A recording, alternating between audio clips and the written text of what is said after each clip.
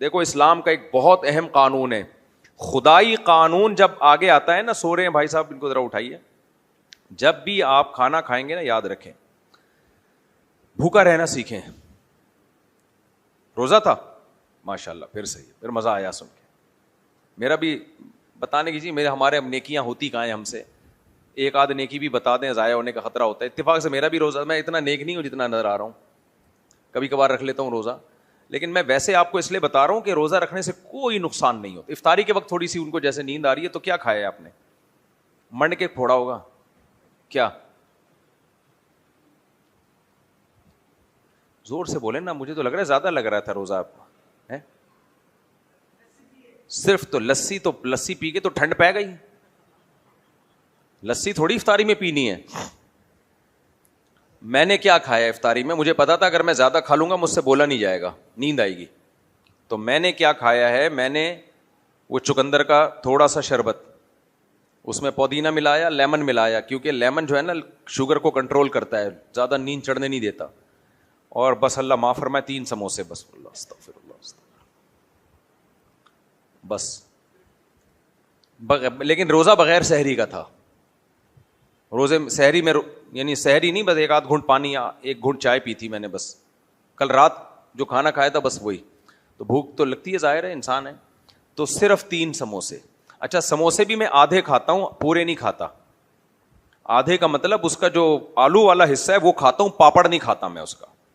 یعنی سموسے میں سے آلو نکالتا ہوں, اور کھاتا کیسے ہوں وہ آپ کھا کے دیکھیں. جو دہی ہے نا اس میں پودینہ گرائنڈ کیا, لہسن گرائنڈ کیا, اور دہی اور ہری مرچیں.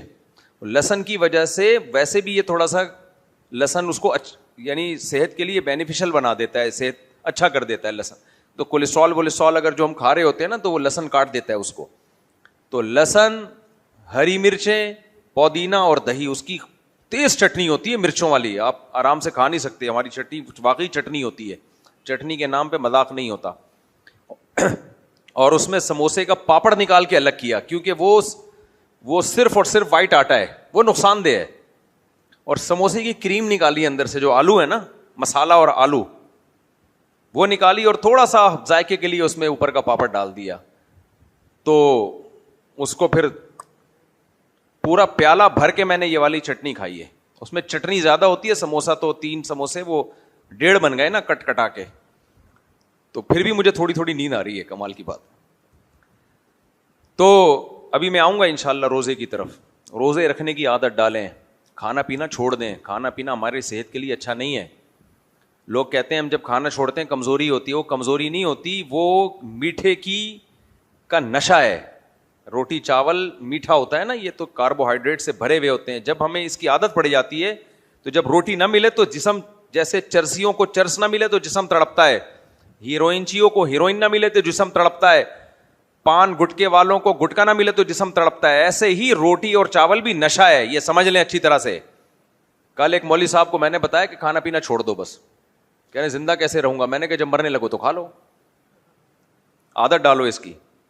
تو کہہ رہے یار میں تو روٹی نہیں, ایک ٹائم روٹی, مجھے تو کمزوری ہوتی ہے. میں نے کہا آپ کو اتنے پٹھان تھے ماشاءاللہ, اتنے سند, میں نے کہا تم کیوں شرم نہیں آ رہی تمہیں ایسے بولتے, میرے دوست تھے, تمہیں کمزوری ہوگی. میں نے کہا وہ کمزوری نہیں ہوتی, وہ انسان کو لت پڑ جاتی ہے تو وہ باڈی مانگتی ہے میٹھا. آپ کو پتا ہے جن کو میٹھے کی عادت پڑ جائے نا, وہ جیب میں لڈو لے کے گھومتے ہیں, ہر تھوڑی تھوڑی دیر کے بعد ان کو مٹھائی چاہیے. تو جب کھانا پینا چھوڑ دیں گے باڈی جو ہے نا سیٹ ہو جائے گی خود ہی, اور وہ عادت اس کی ختم ہو جائے گی. اور اتنا ٹائم بچتا ہے, اتنا ٹائم. روزے میں آدمی زیادہ کام کر لیتا ہے. آپ آفس ورک زیادہ, آج کل تو ایئر کنڈیشن میں بیٹھ کے آفس ورک کرنا ہوتا ہے, اتنا ٹائم مل جاتا ہے. اور افطار کی جو لذت ہے, خدا کی قسم اتنی لذیذ چیز ہے نا افطار. اف, یہ نہیں کہ بھوک کے بعد کھانا مل رہا ہے, اللہ کے لیے بھوکا رہنے کے بعد کھانا مل رہا ہے. اس کا ایک الگ روحانیت ہوتی ہے اس کی. اور افطار میں میں نے تجربہ کیا ہے, جیسے قربانی کے گوشت میں جو ذائقہ ہے وہ پورے سال کبھی آپ کو گوشت میں نہیں آئے گا. اس میں کوئی خاص برکت ہے, کیونکہ یہ کس کی طرف منسوب ہے؟ اللہ کی طرف. تو اسی طرح افطار کی جو لذت ہے نا, ویسے آپ بھوکا رہ لو, بعض دفعہ 2 ٹائم نہیں کھاتا آدمی, لیکن وہ لذت آتی نہیں ہے. اور میں نے یہ بھی تجربہ کیا افطار کا کھانا جو افطار کے ٹائم کھایا جائے بس وہ ہضم بھی بہت اچھا ہوتا ہے. یہ میرے تجربے ہیں, مجھے نہیں پتا آپ کے تجربے ہیں یا نہیں ہے. ہم تو 15 سال سے 14 سال سے روزے رکھتے آ رہے ہیں نا, تو میرا خیال ہے 50 سال کا اب میں ہو گیا, تو کتنے سال کا تجربہ ہو گیا, 35 سال کا تجربہ بھی تو تجربہ ہی کہلاتا ہے نا. میں نے یہ تجربہ کیا, افطار کے وقت میں جو کھایا جائے وہ نقصان نہیں دیتا, باڈی کو لگتا ہے, اور اوٹ پٹانگ بھی کھا لو تو اتنا نقصان نہیں دیتا جتنا عام دنوں میں دیتا ہے. ہاں افطار کرنے کے بعد جاؤ گے پھر دوبارہ گریوی مارو گے, وہ پکڑے گی آپ کو, کیونکہ وہ اللہ نے افطار کرا دی ہے. جیسے بقرعید کا گوشت محرم میں کھاؤ گے تو وہ ذائقہ نہیں آئے گا, کیونکہ اللہ تعالیٰ نے ایام تشریق کے لیے رکھا تھا. یہ ٹھیک ہے اسٹور کرنا جائز ہے, لیکن اللہ کی طرف سے جو بقرعید کے گوشت کی ضیافت ہوتی ہے وہ ایام تشریق میں ہوتی ہے. ایام تشریق وہ ایام ہیں جن میں روزہ رکھنا حرام ہے. تو روزہ 4 دنوں میں حرام ہے, 10 ذی الحجہ, 11 ذی الحجہ, 12 ذی الحجہ اور بولو 13. 3 دن تو بقرعید کے قربانی کے ہو گئے, چوتھا دن اس میں بھی روزہ حرام ہے. ان 4 دنوں میں بقرعید کے گوشت کی لذت الگ ہے, 5ویں دن میں وہ لذت نہیں آتی, کیونکہ ان 4 دنوں میں اللہ نے روزہ رکھنے پر پابندی لگا دی, اس لیے کہ تاکہ تم گوشت کھا سکو. اس کا مطلب ان دنوں میں دعوت کس کی طرف سے ہو رہی ہے, اللہ کی طرف سے, تو کچھ تو اس میں روحانیت ہوگی نا. کیا خیال, 5ویں دن کھاؤ گے تو پھر وہ گوشت ہے, کھاؤ, یعنی اللہ نے پابندی نہیں لگائی, پھر وہ وہی ہے جو کسائی سے خریدا ہوا گوشت ہوتا ہے.